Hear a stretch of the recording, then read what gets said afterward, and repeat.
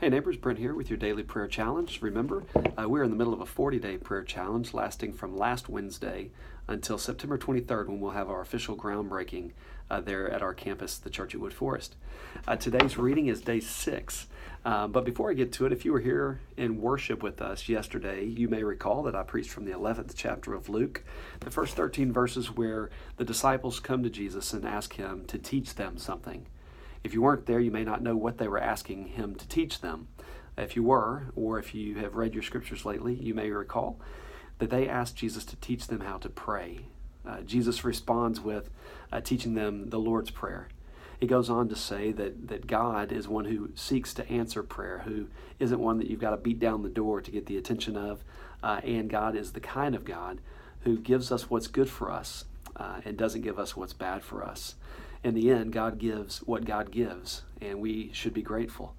In the sermon, though, I talked about Honi, the circle maker, the legendary Honi, who, when there was a drought in Jerusalem, was called upon to come and to pray that the drought would end, that rain would come. And as the story goes, he drew a circle in the sand around himself.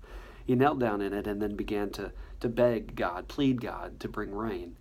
And the rain came a little at first, and he prayed for more. And the legend says that even more came, so much so that people had to go to higher ground. And then finally, he would pray a third time.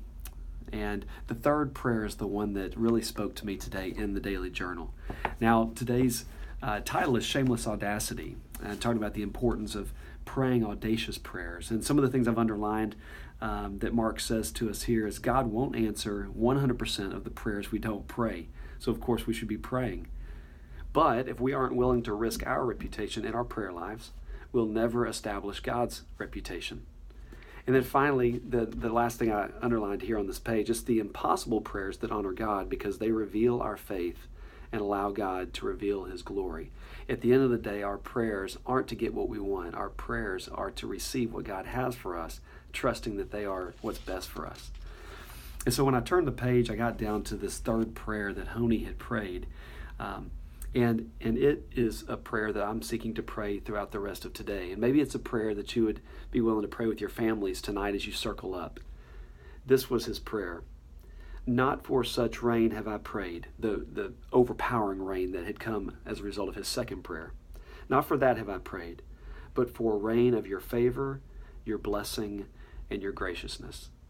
Again, I don't know what you're going through personally, spiritually, emotionally. I don't know what your family's going through, but I know this. All of us could use a little bit more of the favor of God, the blessing of God, and the graciousness of God. And so that's what I'm praying for myself and my family. That's what I'm praying for our church. And today, that's what I'm praying for you and for your family as you gather around to circle up again tonight to pray. Look forward to being with you again tomorrow on video, and we'll talk to you soon. God bless you. Bye-bye.